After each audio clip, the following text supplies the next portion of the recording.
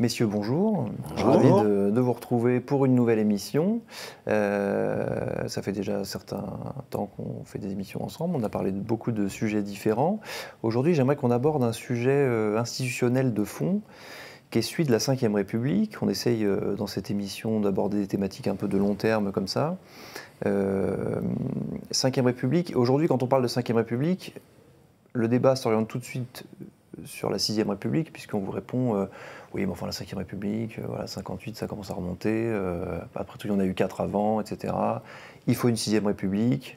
La Ve République est vue comme une espèce d'impasse, on voit bien que le pays fonctionne mal, donc la réponse facile, entre guillemets, serait peut-être de dire changeons de République, on remet tout à plat, du passé faisons table rase, et on essaie de reconstruire sur des bases saines.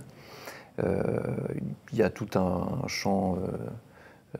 un spectre politique qui aborde souvent cette question-là, c'est la gauche, on va dire de manière générale, la France insoumise beaucoup, c'est dans le programme de Jean-Luc Mélenchon, il n'est pas le seul à gauche. Je sais, et les gens savent globalement, même s'ils ne vous connaissent pas forcément, que vous êtes plutôt attaché à la Ve République, en tant que gaulliste apparenté, on dirait comme ça, ou strict orthodoxe. Comment est-ce que vous voyez ce débat-là ?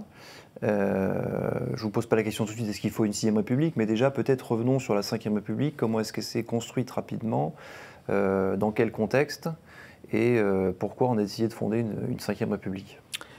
D'abord, il faut toujours se rappeler que la Ve République est le produit d'une crise institutionnelle qui remonte au début des années 30. C'est quelque chose de vraiment très long.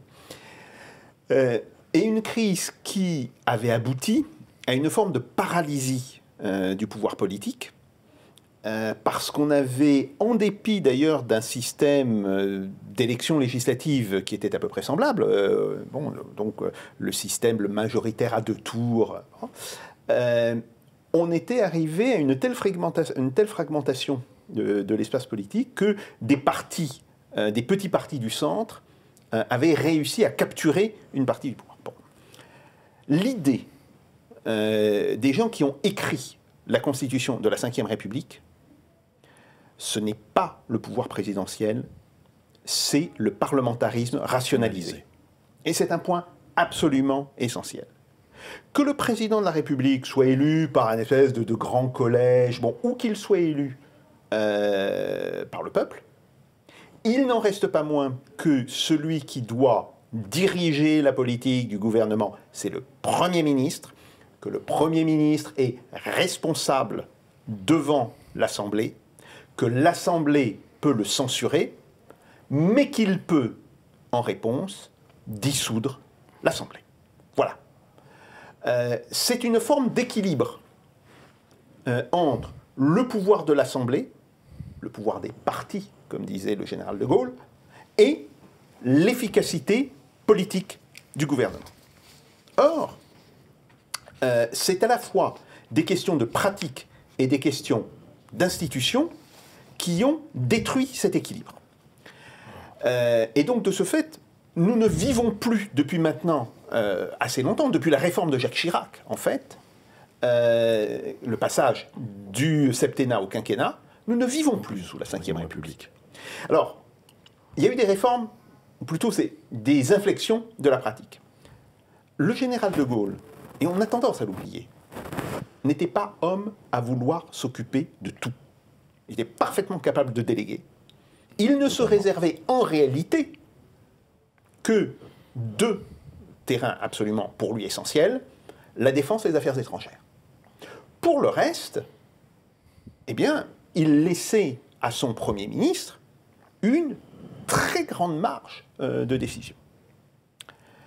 Le problème se complique avec l'élection de Valéry Giscard d'Estaing, lui-même ancien ministre des Finances, qui va commencer à vouloir s'approprier toute une série de dossiers sur l'économique, sur le social. François Mitterrand va continuer dans cette direction. Ce n'est pas lui qui a créé cette forme d'accaparement. Bon. Mais il va certainement continuer là-dedans. Et quand Jacques Chirac est élu, qu'il prend la mesure des problèmes de fonctionnement, il se dit, bon, en fait, la solution, elle est institutionnelle, et au lieu de regarder, peut-être qu'il y avait des choses à faire sur la pratique politique, il décide le basculement du septennat au quinquennat. Et ça a été un basculement absolument décisif, parce que il établit de fait une simultanéité entre l'élection du président et l'élection de l'Assemblée. Le mandat de l'un recouvre complètement le mandat de l'autre. Et donc on voit que le président de la République n'est plus ce décideur en instance suprême quand l'avenir de la nation est mis en cause, il devient le décideur de tous les jours en tant que chef de la majorité. Eh bien oui, nous ne sommes plus du tout dans le même régime. C'est-à-dire qu'il n'y a plus d'opposition parlementaire, que le président a systématiquement des députés. C'est pas que ça. Ce n'est pas que ça. Et tout à fait raison, c'est bien pire que ça. C'est le fait que... Alors, bien sûr, le général de Gaulle avait des majorités plus ou moins solides. Alors, il a quand même été, une fois, directement contesté, d'ailleurs, sur la question de l'Algérie française et sur la question, après, du référendum. C'est là où il dissout. Et après, il va remplacer Michel Debré par Georges Pompidou. Donc, la majorité qui soutient le gouvernement, qui ne soutient pas le président, tout le monde comprend qu'en fait, le général de Gaulle n'a pas de lien extrêmement étroit avec cette majorité, qui bien sûr, qui l'inspire, etc. Mais bon, il sait en prendre ses distances. Bon, non, c'est à partir du moment où on fait coïncider le mandat du président et le mandat de l'Assemblée, que, de fait, le président devient le chef de la majorité parlementaire. À ce moment, on se dit, à quoi sert un Premier ministre? En fait, on peut considérer que Jacques Chirac n'est pas allé assez loin. S'il voulait effectivement aller dans cette direction, il devait supprimer le poste de Premier ministre. Ou dire, le Premier ministre est désigné par le président, ce qui se passe aux États-Unis, de fait. Ça devient vice-président, voilà, de fait. Tout fait. Et il ne peut pas être renversé.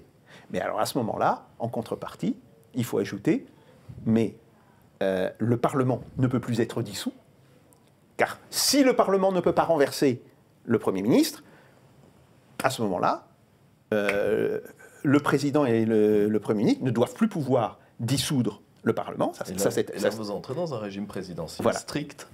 Voilà. En fait, ce que vous dites, c'est qu'on a une espèce de système hybride qui fausse les cartes originelles. Qui prend le pire des deux systèmes. Tout à fait. Parce que la Ve République, et ça, je le dis, une partie de la doctrine qui a été marquée par des personnalités anti-gaullistes, dont certains avec un passé assez douteux, je pense à Maurice Duverger particulièrement, partent du principe que c'est un régime personnel.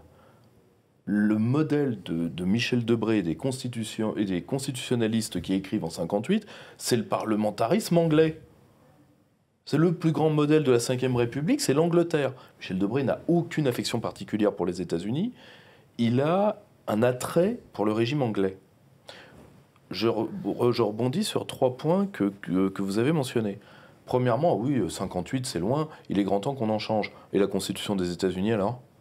Ah bah, il est grand temps qu'on en change, hein. Vous vous rendez compte? Elle a vécu à la fin des 13 colonies. Et puis, la Constitution non écrite britannique, comment ça se fait? Mais comment ça se fait? Mon Dieu, vous vous rendez compte? Là, ils viennent de mettre grandes oreilles monarques, il est grand temps que ça change. Non mais, à un moment, le bougisme institutionnel... Vous savez pourquoi on fait du bougisme institutionnel? Pour ne pas évaluer la médiocrité d'un personnel politique et pour faire passer des faits d'hommes sur des faits d'institutions. Je vous le dis tout de suite, ça ne marchera pas. Ça ne marchera pas. Les meilleures institutions du monde, comme les plus belles filles du monde, ne peuvent offrir que ce qu'elles ont. Prenez l'exemple de la Ve République. La Ve République, Jacques l'a brillamment expliqué, a été tuée quand le quinquennat, plus ensuite ce qui a été le corollaire immédiat du quinquennat, qui a été le sarkozysme, parce que le premier qui a compris la nouvelle constitution, c'est Sarkozy, c'est-à-dire un président omnipotent, Omniprésident, on disait. Oui. qui Oui, parle président. trop. Or, la puissance du président de la République sous la Ve République, elle est dans son silence. Lui, il parle tout le temps. Résultat, vous avez un super communicant à la tête de l'État, et immédiatement, le secrétariat général de l'Élysée devient l'équivalent de Matignon. D'ailleurs, le secrétaire général de l'Élysée était un personnage non pas totalement transparent, mais qui était un personnage secondaire de nos institutions Essentiellement technique. essentiellement technique. Aujourd'hui, vous voyez le cas avec M. Collère, c'est devenu certainement plus important que ce qui se passe dans le bureau de Mme Borne. Bon, eh bien là, vous n'êtes plus sous la Ve République, et criminaliser le régime ne servira à rien, et ceux qui le font par paresse intellectuelle. Or, premièrement, on a détruit la Ve République comme ça. On a détruit la Ve République parce que comme c'est une vraie constitution républicaine faite pour un État fort, je rappelle la définition de l'État fort, l'État qui peut porter le maximum de liberté en son sein, une très belle définition de Thierry Molnier. En retirant la souveraineté, vous avez détruit tout type de constitution, quelle qu'elle soit. C'est-à-dire que ça devient un chiffon. Je rappelle que, d'ailleurs, on en a tiré les conséquences, les 2/3 des articles de la Constitution de la 58 ont été réécrits. Oui, c'est ce que Donc j'allais à un dire, moment, il va falloir se dire, nous vivons dans une anarchie constitutionnelle, anarchie non pas à prendre dans le sens politique, mais dans le sens étymologique. Anarchoi, absence de principe. Et là, nous avons une absence de principe structurant, et ce n'est pas de japper après la 6e République qui réglera ce problème-là. Nous pourrions, en redonnant à la 5e République le sens qui était le sien, obtenir les mêmes résultats et avoir une démocratie qui fonctionne beaucoup mieux. Je vais vous donner un exemple simple, avec des référendums réellement partagés ou réellement d'initiative populaire, ce qui est dans la logique stricte de la Constitution de 58.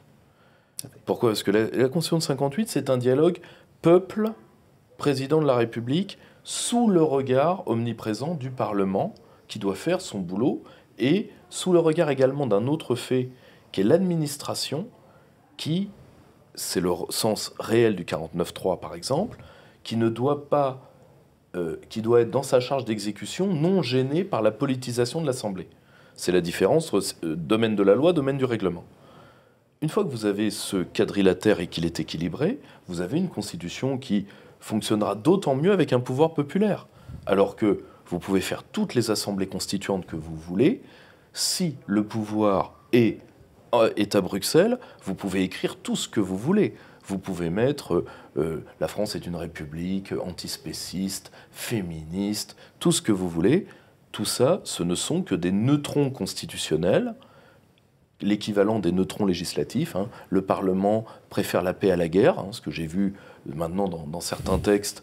C'est si tous les peintres du monde voulaient bien se donner le pinceau.